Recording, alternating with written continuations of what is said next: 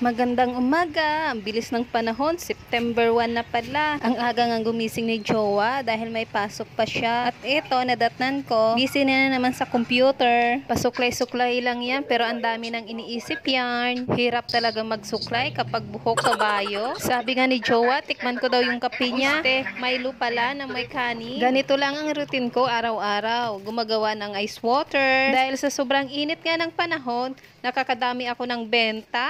Sa isang araw, ice water lang ang malakas. 5 lang ang nagawa ko dyan. Tapos, pahinga muna ng konti. Then, gawa ulit ng ice water. Ang taba ko na palang tingnan, no? Mamaya, mag-exercise tayo para pumayat ng konti. Papansin nyo, walang masyado yung laman yung tindahan. Kasi, malaki talaga yung space ng tindahan dito. Naglalagay na nga si Jowa ng mga barya para may panukli mamaya. Habang ako, nagwawalis.